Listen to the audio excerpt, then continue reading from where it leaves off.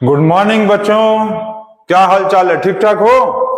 Carbon compounds का class 10 का top explanation series हम लोग देख रहे हैं और पिछले टॉपिक में टॉपिक नंबर 7 में हम लोगों ने देखा एरोमेटिक हाइड्रोकार्बन्स क्या है, क्रैकिंग क्या है, ethene, double bond, triple bond, unsaturated hydrocarbons का स्ट्रक्चर्स कैसे बनता है और भी बहुत सारा चीज, बेंजीन के बारे में जाना हम लोगों ने, फेनॉल्स के बारे में जाना। और आज हम लोग देखने वाले हैं टॉपिक नंबर 8। टॉपिक नंबर 8 अभी हम लोग देखेंगे। और आप एक चीज, हमारे चीजों को आप बहुत अच्छे से समझ लो कि कार्बन कंपाउंड्स बहुत सारे आप लोगों को यूट्यूब पे वीडियोस मिलेंगे जो आपको 1 घंटे 2 घंटे 2.5 घंटे में खत्म कर देंगे। लेकिन कार्बन कंपाउंड्स हमारा मानना है कि यदि क्लास 10 के हिसाब से पढ़ाया जाए, क्लास 10, ध्यान देना, क्लास 10 के हिसाब से भी हम यदि पढ़ाएंगे according to class 10 CBSE syllabus, तो कम से कम आपको 10 से 12 घंटा लगेगा इस चैप्टर को कंप्लीट करने में। इसीलिए टॉपिक्स पर टॉपिक बनता जा रहा है, तब भी ये खत्म नहीं हो रहा। टॉपिक 8 तक अभी हम लोग पहुंचे और मान के चलिए अभी हम लोग चैप्टर के 60% तक पहुंचे। इस चैप्टर में मे भी टॉपिक 12 तक पहुंचा जा सकता है, तब जाकर आपको सिलेबस जो है कंप्लीट होगा। तो आप लोग कोई दिक्कत नहीं है, पढ़ते रहिए, टाइम एनफ है, आप लोग बस अच्छे से पढ़ो। टाइम का देखो, टाइम का केयर मत करो। सबसे ज्यादा इंपॉर्टेंट चीज है कि आप अच्छे से पढ़ो ताकि क्वेश्चंस एग्जाम में हर तरह की चीजों को कर दोगे। जैसे पिछले वीडियो में अभी हम बताए थे, फेनॉल क्या होता है, क्रैकिंग क्या होता है, नए वर्ड्स हैं, नए चीजें हैं ये, ठीक है। फेनॉल जो है वो किस कलर का होता है, ये सारी चीज को हम बताएं, फेनॉल का फॉर्मूला बताएं। तो आज हम लोग टॉपिक नंबर 8 को देखेंगे और सबसे पहले इसमें हम लोग देखेंगे एलोट्रॉप्स। इसको नोट करिए आप। नोट करना क्या है इसमें, सर आगे पढ़ाना शुरू कर देंगे। चलो स्टार्ट कर दिया जाए। हम लोग स्टार्ट करते हैं सबसे पहले। अच्छा, किसी भी नंबर में आप लोग को एक चीज पता है कि किसी भी नंबर, मान लो जैसे 1628 को 125 से मल्टीप्लाई करना, एक ट्रिक आपको हम सिखाते हैं। 1628 को 125 से मल्टीप्लाई करना है तो एक काम करो कि तुम सबसे पहले 4 से डिवाइड कर दो। 407 हो गया। अब तुम क्या करो कि मल्टीप्लाई बाय 5 कर लो, 5 से मल्टीप्लाई कर दो, 35 20 भी हो गया। अब एक काम करो कि 00 बढ़ा दो, बस काम खत्म हो गया, आ गया। किसी नंबर को तुम 125 से यदि मल्टीप्लाई करना है तो पहले 4 से डिवाइड करके इंटू 5 करके 00 बैठा दो। आप हमको ये बताओ 1768 का क्या होगा? 1768 का मल्टीप्लाई करो तो 125 से, और कमेंट बॉक्स में बताओ तो कितना होगा। समझ गए हम क्या बोले? सबसे पहले 4 से डिवाइड, फिर मल्टीप्लाई बाय 5, फिर 00 बैठा देंगे, काम खत्म। डिवाइडेड बाय 4, मल्टीप्लाई बाय 5, 00 खत्म। तो कमेंट बॉक्स में इसको आप बताओ। और अब हम लोग स्टार्ट करने वाले हैं अपना कार्बन कंपाउंड्स का टॉपिक एलोट्रॉप्स। चलो इसको नोट कर लो, आप नोट कर ले। चलो नोट कर लिए एलोट्रॉप्स। आलू ट्रॉपी नहीं, कितने बच्चे इसको आलू पढ़ेंगे? आलू ट्रॉपिक्स के बारे में नहीं बताया जा रहा, एलोट्रॉप्स के बारे में बताया जा रहा। कॉपी निकाल लीजिए, पेन निकाल लीजिए, नोट्स बनाना शुरू कर दीजिए।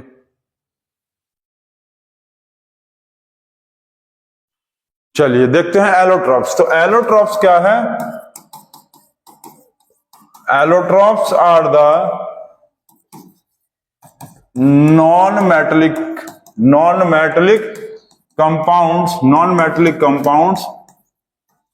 having the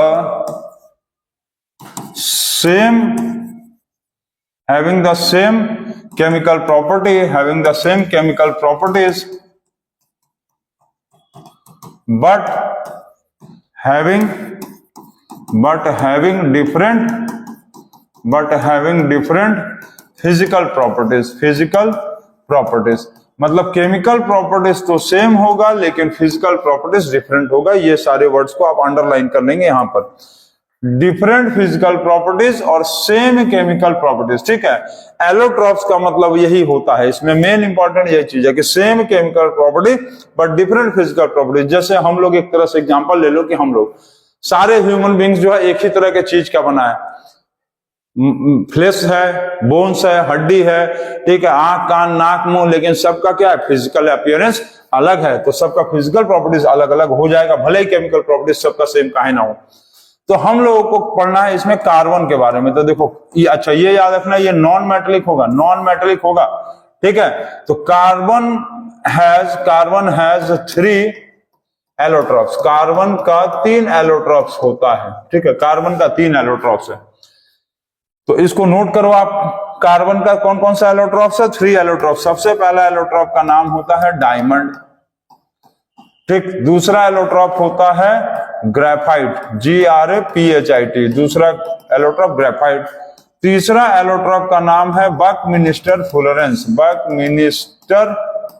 बकमिनिस्टर फुलरेंस, FULLERENC। क्या नाम है? बकमिनिस्टर फुलरेंस। समझ गया क्या नाम है? बकमिनिस्टर फुलरेंस, ग्रेफाइट और डायमंड। तो ये सारे कंपाउंड्स है। अब ये सारे क्या है? एलोट्रॉप्स है।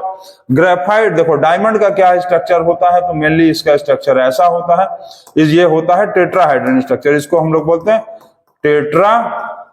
टेट्राहाइड्रन मतलब 4 कार्बन एटम होता है। इसके अंदर कितना कार्बन एटम होता है? तो 4 कार्बन एटम होता है। कहां कहां होता है वो भी जान लो। एक यहां होगा, एक यहां होगा, एक यहां होगा और एक यहां होगा। 4 कार्बन एटम हो गया ये। ठीक, अब हम बात होता है ग्रेफाइट का। ठीक, ग्रेफाइट का, तो ग्रेफाइट को हम लोग देख लेंगे तो इस तरह का स्ट्रक्चर होता है। कैसा स्ट्रक्चर होता है? हेक्सागोनल। इसका स्ट्रक्चर होता है हेक्सागोनल। इसका जो कार्बन होगा वो कहां होगा? 1 2 3 4 5 6 5 1 2 3 4 5 6। ठीक, इसका जो स्ट्रक्चर होता है कैसा होता है? हेक्सागोनल। कैसा लिखेंगे? हेक्सागोनल स्ट्रक्चर होता है। ठीक है, इसके अंदर 6 कार्बन एटम होता है। कितना कार्बन एटम होता है? 6 कार्बन एटम। अब बात हो गया बकमिनिस्टर फुलरेंस का। तो बकमिनिस्टर फुलरेंस का जो स्ट्रक्चर होता है फुटबॉल लाइक स्ट्रक्चर होता है। फुटबॉल लाइक स्ट्रक्चर है इसका, फुटबॉल लाइक स्ट्रक्चर होता है। और दूसरी चीज क्या होता है कि इसमें टोटल 60 कार्बन एटम है। टोटल कितना एटम है? 60 कार्बन एटम। अब ये 60 कार्बन एटम भी कैसे अरेंज होता है उसको भी समझ लो आप। इसका 60 कार्बन एटम भी कैसे अरेंज होता है उसको भी आप समझ लो। इसके अंदर जो है, इसके अंदर देखो ऐसे होता है, पेंटागोनल और हेक्सागोनल। ठीक, 2 तरह का स्ट्रक्चर पाया जाता है, पेंटागोनल और हेक्सागोनल स्ट्रक्चर। इसके अंदर पेंटागोनल स्ट्रक्चर होता है, पेंटागोनल और क्या बताया? पेंटागोनल और हेक्सागोनल। पेंटागोनल और हेक्सागोनल स्ट्रक्चर होता है। पेंटागोनल लिख दे फिर से, चलो फिर से लिख देते हैं, पेंटागोनल स्ट्रक्चर और हेक्सागोनल स्ट्रक्चर। पेंटागोनल और हेक्सागोनल स्ट्रक्चर। पेंटागोनल कितना होता है? तो पेंटागोनल होता है इसके अंदर 12 होता है। ठीक, और हेक्सागोनल कितना होता है? 20। तो पेंटागोनल स्ट्रक्चर 12 होता है, हेक्सागोनल 20 स्ट्रक्चर होता है और टोटल कार्बन एटम होता है, ठीक है, 60 एटम टोटल होता है इसके अंदर। और इस तरह का स्ट्रक्चर है। और थोड़ा सा एक पॉइंट ये समझ लेंगे कि डायमंड जो है पुअर कंडक्टर ऑफ इलेक्ट्रिसिटी है, पुअर कंडक्टर ऑफ इलेक्ट्रिसिटी है। बस इसमें बहुत ज्यादा डिटेल हम लोग को नहीं पढ़ना है क्लास 10 के सिलेबस में। और इसमें क्या होता है कि ये जो है पुअर कंडक्टर ऑफ इलेक्ट्रिसिटी है और ये जो है गुड कंडक्टर होता है। ठीक, गुड कंडक्टर ऑफ इलेक्ट्रिसिटी। अब बात गुड कंडक्टर ऑफ इलेक्ट्रिसिटी, इसमें आपको सबको पता है कि ये हार्डेस्ट सब्सटेंस है डायमंड। डायमंड जो है वो हार्डेस्ट सब्सटेंस होता है, हार्डेस्ट सब्सटेंस। डायमंड जो है दुनिया का सबसे हार्डेस्ट सब्सटेंस है, hardest substance in the world, पूरे इन द अर्थ, वो ऑन द अर्थ भी कह लो तुम। अर्थ पे जो है सबसे हार्डेस्ट सब्सटेंस है ये, अर्थ पे पाए जाने वाला सबसे हार्डेस्ट सब्सटेंस डायमंड होता है। ये जो होता है मेनली इलेक्ट्रिसिटी का गुड कंडक्टर है। ये स्लिपरी टू टच होता है, इसको हम लोग टच करेंगे ना तो स्लिपरी होता है। ग्रेफाइट जो है स्लिपरी टू टच होता है। ठीक है, ये सारे थोड़ा प्रॉपर्टीज को हम लोग को जानना जरूरी था, क्लास 10 में है ये सब। अब बकमिनिस्टर फुलरेंस भी एक एलोट्रॉप्स है। ठीक है, तो आप अच्छा इसका भी यूज कोई पूछेगा कि कहाँ होता है, तो ल्यूब्रिकेशन में यूज होता है। ल्यूब्रिकेशन में, ल्यूब्रिकेशन मतलब समझ गए आप लोग, क्लास पढ़े होंगे 6, 7, 8 में। और ग्रेफाइट का तो आपको यूज पता है आपको, पेंसिल में यूज होता है। जो आगे का लिखने वाला होता है ना पेंसिल लीड में, जिसको कहते हैं पेंसिल लीड, तो पेंसिल लीड में ग्रेफाइट का यूज होता है। और डायमंड तो सबको पता है, आप लोग मम्मी के पास जो ज्वेलरी है उसमें डायमंड होगा, डायमंड यूज होता है ज्वेलरी में। ठीक, डायमंड जो है कैटरेक्ट सर्जरी में भी यूज होता है, कैटरेक्ट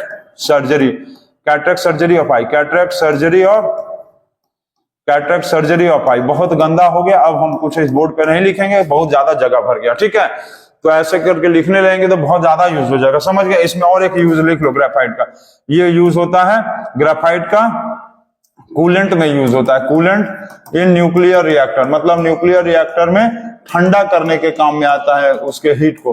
तो ठीक है, कूलेंट में यूज होता है। ठीक, तो इतना आप लोग लिख लो और इतना नोट कर लो कि एलोट्रॉप्स क्या होता है, एलोट्रॉप्स कार्बन का कितने टाइप्स का होता है, इसको आप नोट कर लो।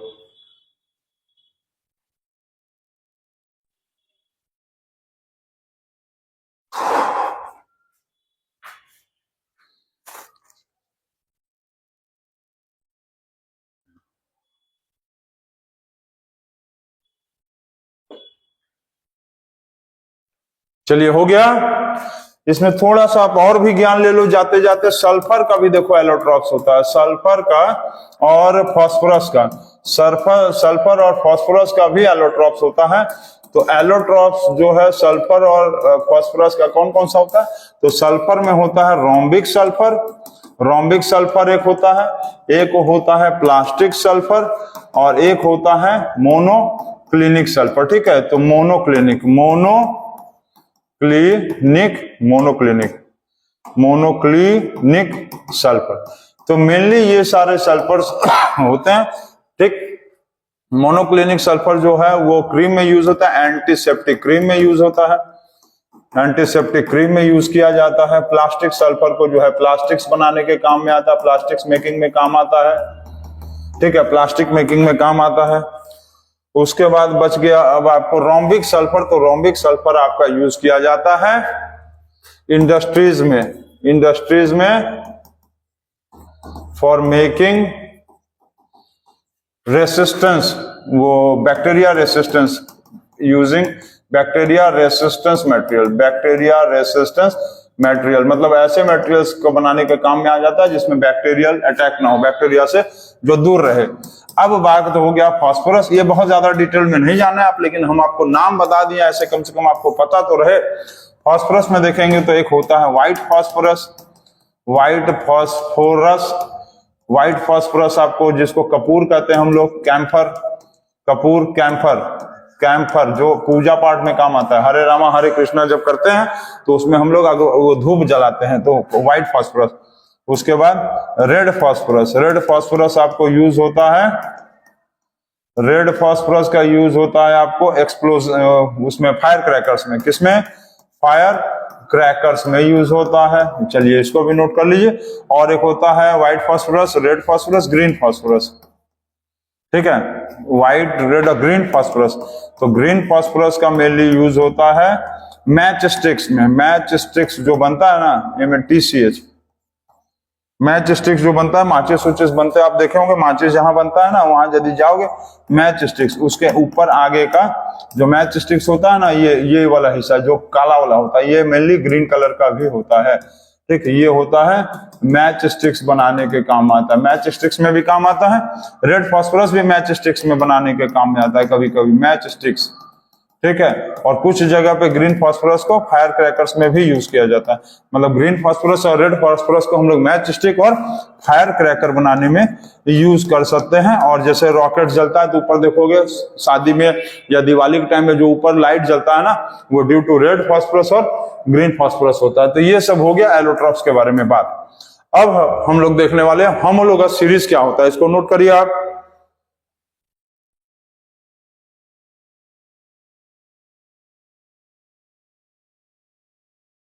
चलिए ये हो गया आपका।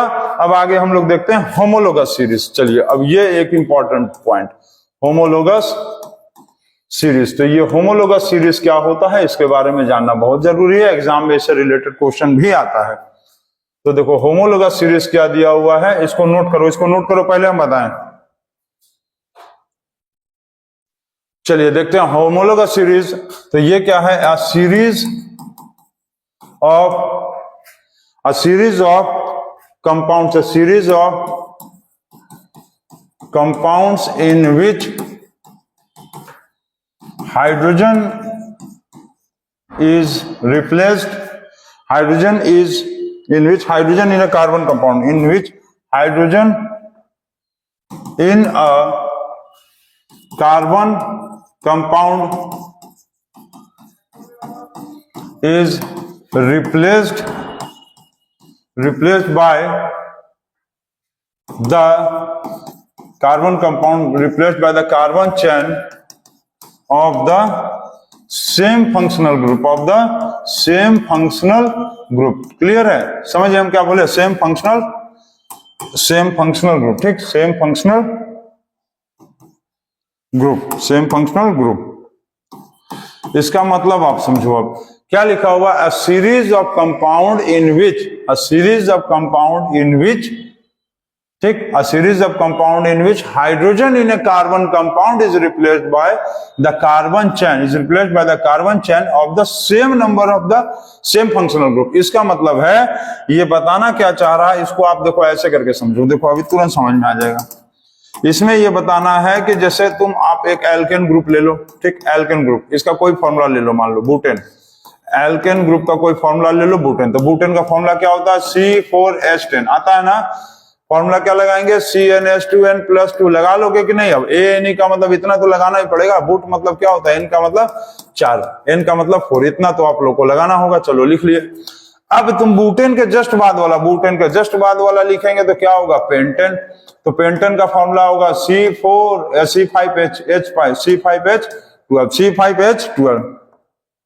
C5H12, ठीक है, C5H12 हो गया।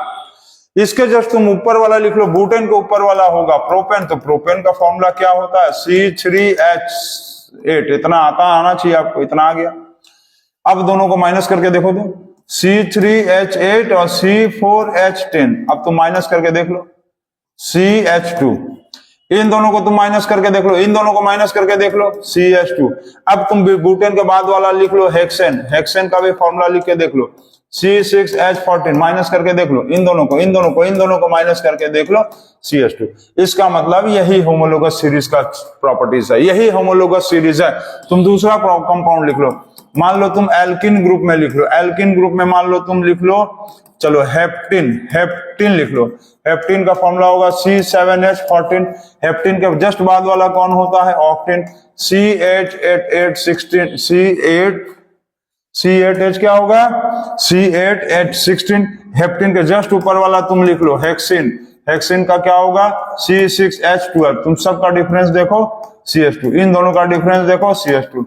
तो यही चीज सा होमोलोगस सीरीज में बताया है कि यदि सेम फंक्शनल ग्रुप लोगे, सेम फंक्शनल ग्रुप यदि तुम खाली एल्केन लेके चल रहे हो तो एक कंपाउंड का फॉर्मूला लिख लो, उसके नीचे वाले का लिखते चलो, तुम CH2 का डिफरेंस आता जाएगा।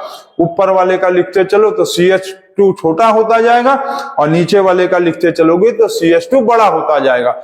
अब जैसे एल्किन ग्रुप में भी वही चीज है। अब ये नहीं कि एक यहां पर हम लोग एल्किन का ले रहे हैं, अब ऑक्टेन के बाद हम लोग लिख देंगे नोनाइन, तो गलत हो जाएगा। इसलिए गलत हो जाएगा कि सेम फंक्शनल ग्रुप होना चाहिए।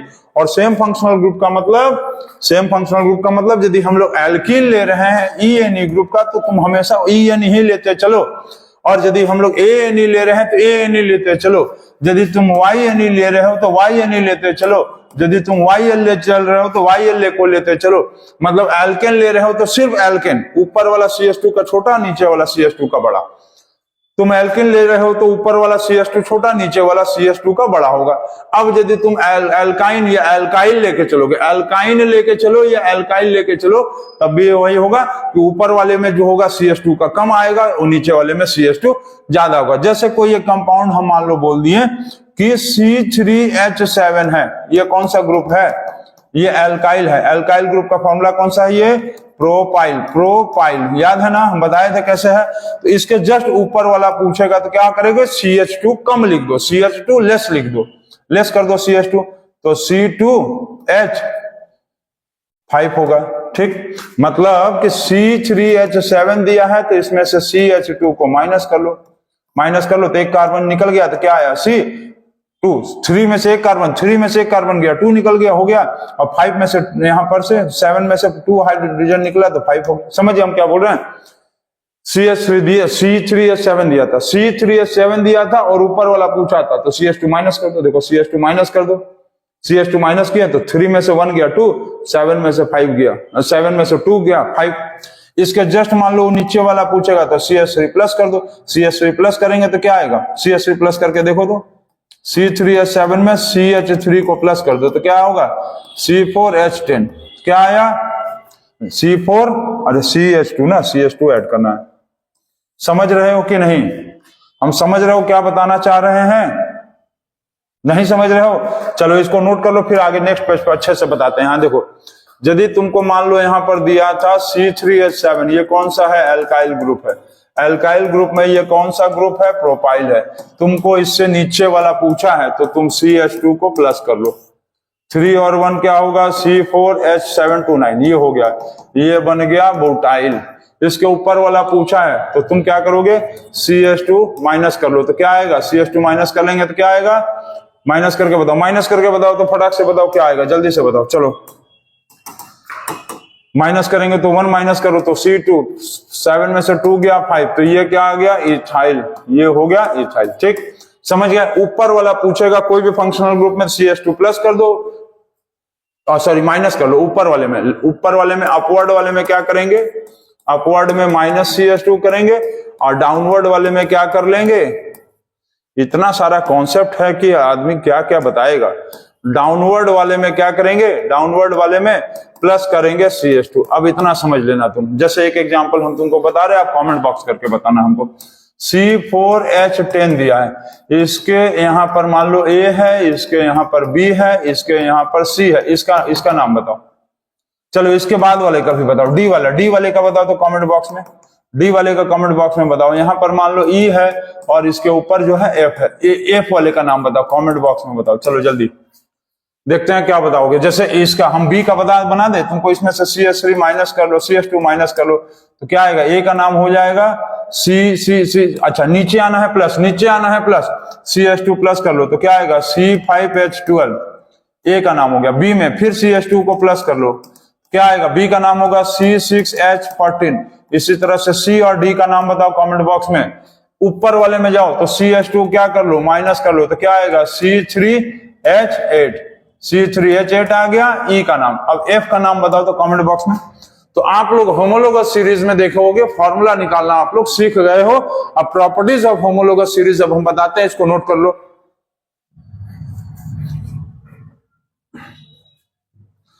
चलिए इतना नोट कर लीजिए।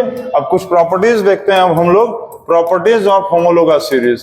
Properties of homologous series, properties of homologous series देखते हैं। तो प्रॉपर्टीज में सबसे पहला क्या है कि it's general formula, it is, अच्छा प्रॉपर्टीज में देखेंगे, it is applied, it is applied for only the same functional group, same functional group. ठीक है, सेम फंक्शनल ग्रुप के लिए ही अप्लाई होता है, ये क्लियर है ना? सेम फंक्शनल ग्रुप के लिए अप्लाई होता है। ठीक, it differ by CH2 atom, CH2 atom से डिफर करता है। तीसरा प्रॉपर्टीज लिख लेंगे, प्रीसीडर,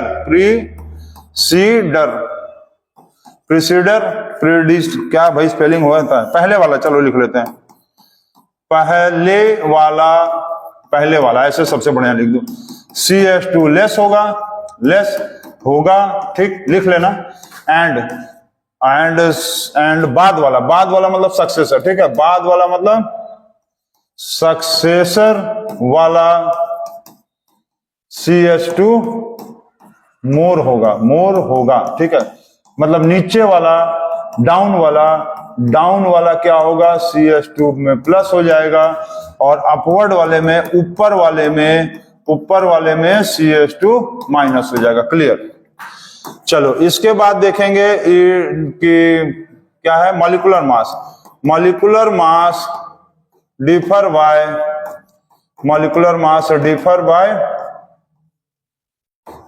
बाय कार्बन का क्या? CH2 है ना, तो कार्बन का क्या होता है? कार्बन का एटॉमिक मास 12 + 1 × 2 = 12 + 2 = 14 ग्राम। 14 ग्राम से डिफर करेगा। CH2 डिफर करता है तो मतलब 14 ग्राम डिफर करेगा। मतलब ऊपर वाले में क्या होगा? अपवर्ड वाले में 14 ग्राम लेस होगा, 14 ग्राम लेस होगा, समझ रहे हो? और डाउनवर्ड वाले में क्या होगा? डाउनवर्ड वाले में 14 ग्राम ज्यादा होगा, 14 ग्राम ज्यादा होगा, मोर, 14 ग्राम प्लस, ठीक है, 14 ग्राम क्या होगा? मोर होगा। अभी हम आपको लिख के भी समझाएंगे इसको। चलो इतना नोट करो। इसका मतलब देखो, ये बताया है 14 ग्राम वाला कॉन्सेप्ट समझो।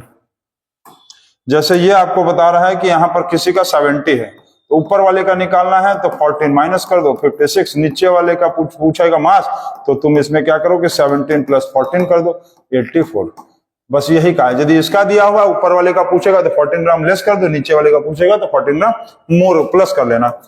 पांचवा प्रॉपर्टी की chemical properties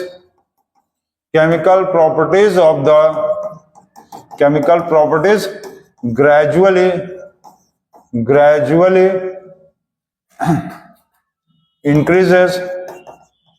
increases on going down and decreases on going upward. मतलब ये बताया है कि जैसे ऊपर वाले पे गए हम, इसका केमिकल प्रॉपर्टीज क्या होगा, लेस होगा, इसका कम केमिकल प्रॉपर्टीज होगा।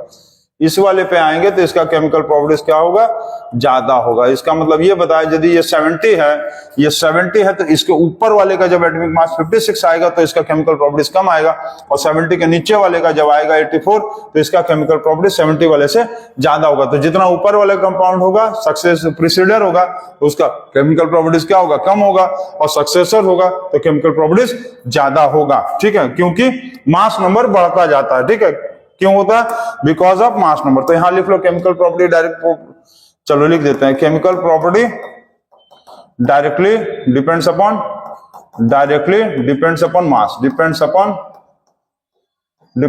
मास। जितना ज्यादा मास उतना ज्यादा केमिकल प्रॉपर्टीज, जितना कम मास उतना कम केमिकल प्रॉपर्टीज। तो ये था होमोलोगस सीरीज का प्रॉपर्टीज। और होमोलोगस सीरीज क्या होता था, डिफरेंस आपको हम बता दिए हैं। एक हम क्वेश्चन आपको इसमें देते हैं, जैसे कि एक कंपाउंड है, मान लो C3H दिया 8, इसके ऊपर वाले का और इसके डाउनवर्ड वाले का और इसके ऊपर वाले का आप हमको कमेंट बॉक्स में बताओ कि फॉर्मूला क्या होगा। ठीक है, फॉर्मूला क्या होगा ये बताओ हमको, फॉर्मूला भी बताओ, और इसका मास क्या होगा ये भी बताओ, इसका मास क्या होगा और इसका भी मास क्या होगा ये बताओ। इसके नीचे वाले का और इसके ऊपर वाले का फॉर्मूला बताओ और मास बताओ कमेंट बॉक्स में कि कितना होगा। यदि इसका मास होगा 12 × 3 + 1 × 8 तो ये हो गया 36 + 8 हो गया 44। यदि इसका मास 44 है तो ऊपर वाले का कितना होगा, नीचे वाले का कितना होगा, ऊपर वाले का केमिकल फॉर्मूला क्या होगा, नीचे वाले का केमिकल फॉर्मूला कितना होगा। चलो ठीक है, और ये भी बताना कि इन दोनों में से जैसे 3 हो गया, मान लो 1 2 3, तीनों में से केमिकल प्रॉपर्टी सबसे कम किसका होगा। मतलब ये 3 कंपाउंड हो गया 1 2 3, तो which compound has less chemical properties. ये सब कमेंट बॉक्स में आप हमको लिख के बताओ। चलो इसको नोट करो जल्दी से। अब इसके बाद हम लोग देखने वाले हैं सब्स्टिट्यूशन रिएक्शन। चलिए नोट करिए।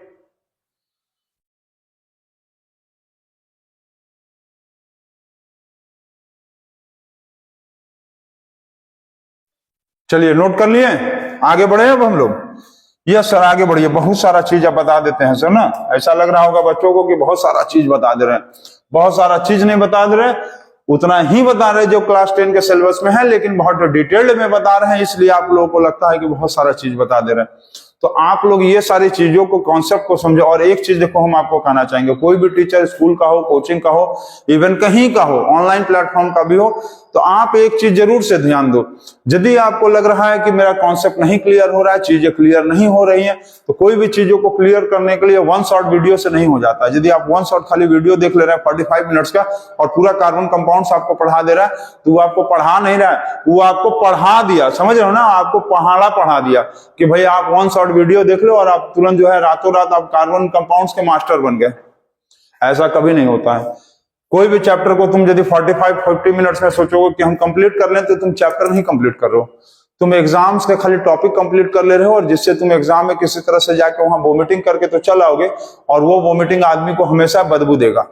मतलब यदि कभी भी आप किसी भी प्लेटफॉर्म पे खड़े होगे, किसी भी टीचर, किसी स्टूडेंट के सामने, अपने जूनियर्स के सामने खड़े होगे, तो आप उस टॉपिक्स के बारे में कुछ भी नहीं बता पा रहे हो, क्योंकि आप सिर्फ वन शॉट वीडियो देखे हो। आप एग्जाम्स के लिए खाली प्रिपेयर्ड अपने आप को किए और किसी तरह से नहीं प्रिपेयर्ड किए, जान लो। तो इस तरह के चीजों से बचिए और किसी भी टॉपिक्स को आप डिटेल्ड वे में पढ़िए, ताकि आप एग्जाम से भी हटकर जो चीजें हैं सोसाइटी में, यदि कोई आपसे जूनियर कभी पूछ ले कि भैया ये क्या होता है या दीदी ये क्या होता है, तो आप उस चीजों को बता सके। यदि आप नहीं बता पा रहे हैं तो कहीं ना कहीं आप अपने आप को गिल्टी फील करेंगे कि मैंने बहुत बड़ी गलती की वन शॉट वीडियो देखकर। ठीक है, तो इस चीज को आप नोटिस करिएगा हम क्या बताएं आपको।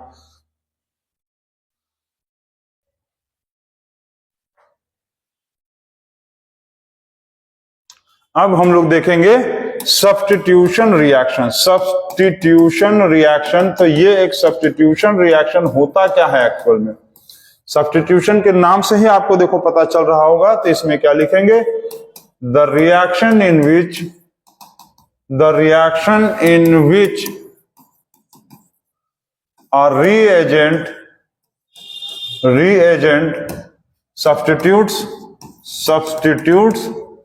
substitutes का मतलब replaces an atom or group of atom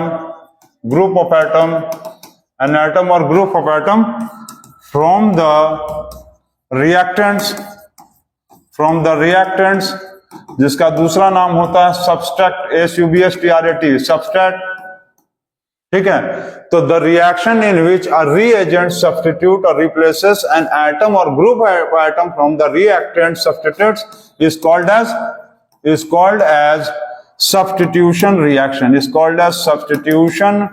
reaction. ठीक है, सब्स्टिट्यूशन रिएक्शन।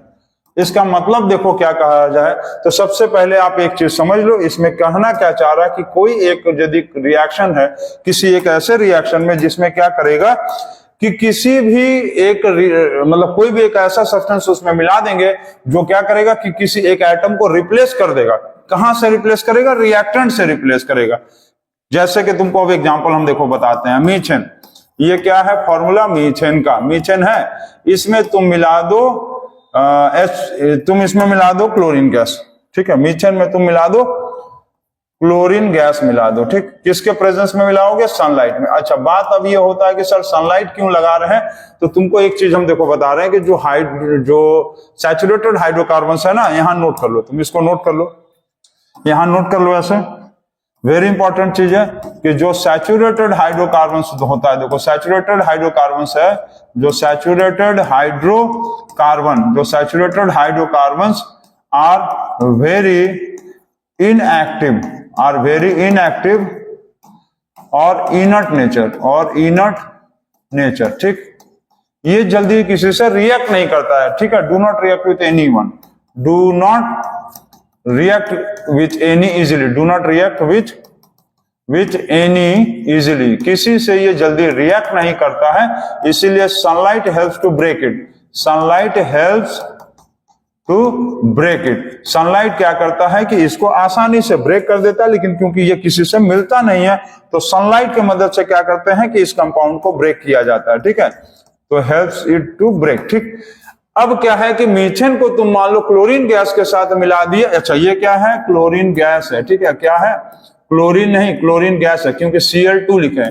क्लोरीन तो सिर्फ ये होता है, ये इसको कहेंगे क्लोरीन, और यदि हम लोग इसको लिखेंगे Cl2 तो Cl2 का मतलब क्या हो गया, ये हो गया क्लोरीन गैस, हो गया क्लोरीन गैस। ठीक, अब क्या करेंगे, सनलाइट के प्रेजेंस में मिलाएंगे तो देखो एक का क्या होगा, 4 कार्बन है, 4 कार्बन में से 1 कार्बन कम कर दो, 4 कार्बन में से 1 कार्बन कम कर दो। अब बाकी यहां पर क्या बच गया, 4 कार्बन में से 1 कार्बन 4 हाइड्रोजन है, कार्बन नहीं, 4 हाइड्रोजन है, 4 हाइड्रोजन में से 1 हाइड्रोजन को कम कर लो।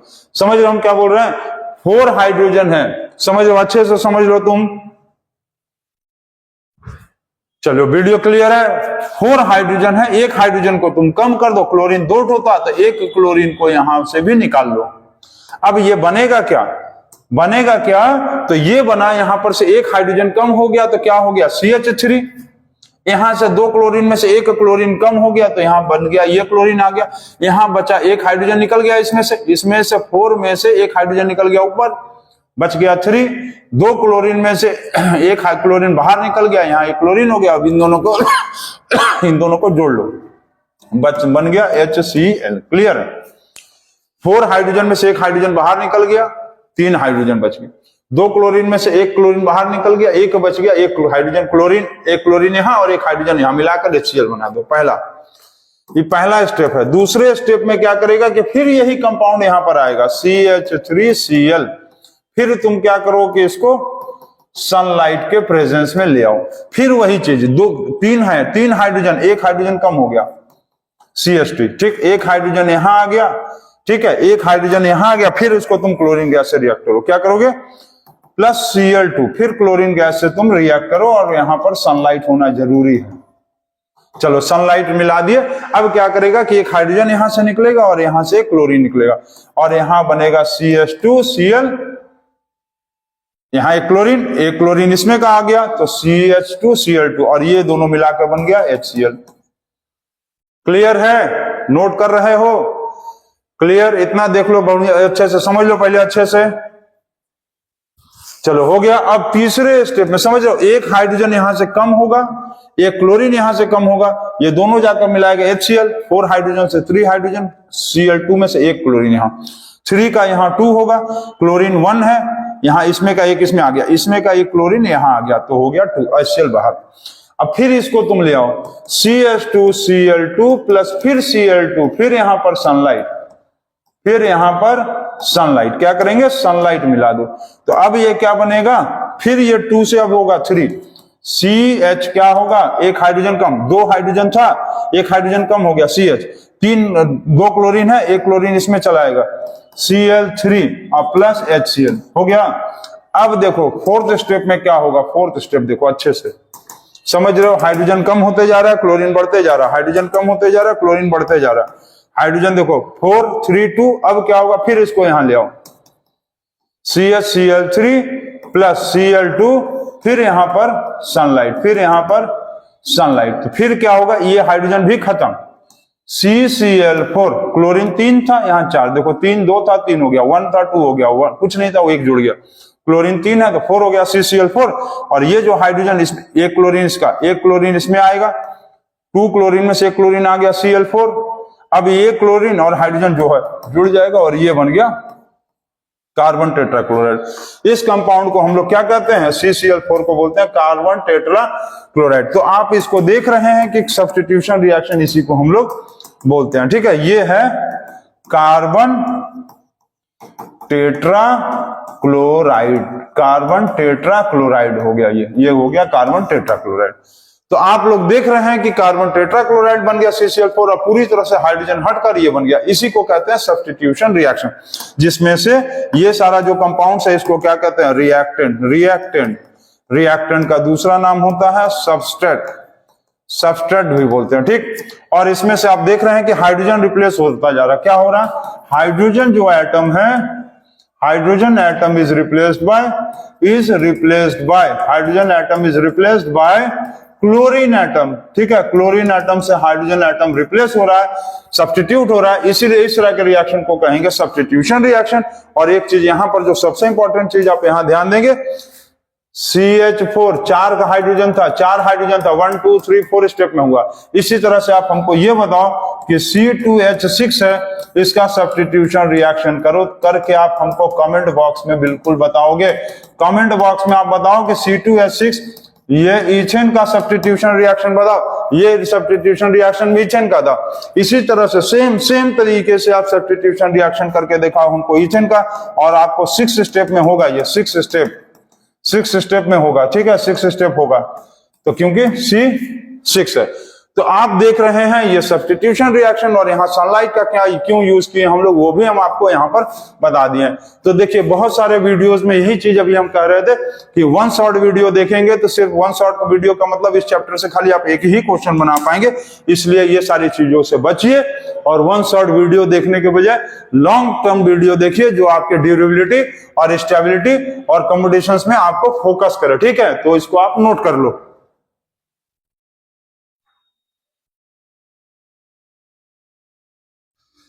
देखिए बच्चों, आज आप लोगों को हम एक चीज बताने के लिए आए हैं कि बहुत सारे चैनल्स है यूट्यूब पे, बहुत सारी चीजें हैं, बहुत सारे चैप्टर्स भी है, जैसे ये क्लास 10 का चैप्टर एक्सप्लेनेशन कर रहे हैं हम लोग, कार्बन कंपाउंड्स। तो इसमें क्या है कि आजकल यूट्यूब पे देखेंगे कि 1 शॉर्ट वीडियोस है और हर शॉर्ट के वीडियो में लिखा रहेगा 90%, 90%, 90%, 90%, 90%, मतलब कुछ भी पढ़ लीजिए 90%, कुछ भी पढ़ लीजिए 90%, ऐसा लेकिन होता नहीं है। यदि 1 शॉर्ट वीडियो देख रहे हैं तो आप ये मान के चलिए कि उस चैप्टर का आप एक भी क्वेश्चन जल्दी नहीं टच कर पाएंगे, सिर्फ टच कर लेंगे लेकिन सॉल्व ही नहीं कर पाएंगे। तो 1 शॉर्ट वीडियो देखने के बजाय डिटेल्ड शॉर्ट वाली वीडियोस को देखिए, जहां पर आपका एक्सप्लेनेशन अच्छे से हो रहा हो, आप चीजों को कर रहे हैं और बोर्ड एग्जाम्स में आप हर चीजों को कर सके। और ये नहीं कि बस 90%, 90%, 90% वाला सिर्फ हाथ ऐसे कर देने से 90% नहीं आता है। आपको हाथ ऐसे करने के लिए 90% लाने के लिए आपको 90% नहीं 100% मेहनत करना पड़ेगा, तब आपका 90% नहीं 100% आएगा। तो अपना 100% दीजिए 100% लाने के लिए, ना कि 90% लाने के लिए आप अपना 9% दीजिए और रिजल्ट लेके आएंगे आप 90 divided by 9 is equal to 10% and you will be a loser and failure. तो लूजर और फेल्यूर से बचने के लिए आप 90% वाले वीडियोस को छोड़कर 100% अपना दीजिए और अपने 100% वीडियोस वाले चैप्टर्स और टॉपिक्स को जहां भी किसी भी यूट्यूब के प्लेटफॉर्म पे आपको जहां पर लगे कि नहीं ये चैप्टर्स अच्छे से पढ़ाया गया है, इस चैप्टर्स का 10, 12, 15 वीडियोस बना है, 8-10 वीडियोस से बनना ही चाहिए, क्योंकि कोई भी चैप्टर इतना छोटा नहीं हो सकता है उसको आप आधे घंटे 1 घंटे 1 शॉट में देख लेंगे। तो ये सारी चीजों पे आप मेरे ध्यान दीजिएगा। और 90% इस तरह चिल्लाने से 90% नहीं आता है, 100% देने से आपका 90% नहीं 100% आएगा, क्योंकि 100 इज इक्वल टू 100 होता है, 90% इज इक्वल टू 100 और 100% इज इक्वल टू 90 कभी हो ही नहीं सकता। तो ये सारी चीजों पे ध्यान दीजिएगा। मेरा वीडियो यदि अच्छा लगे तो सब्सक्राइब भी करिए।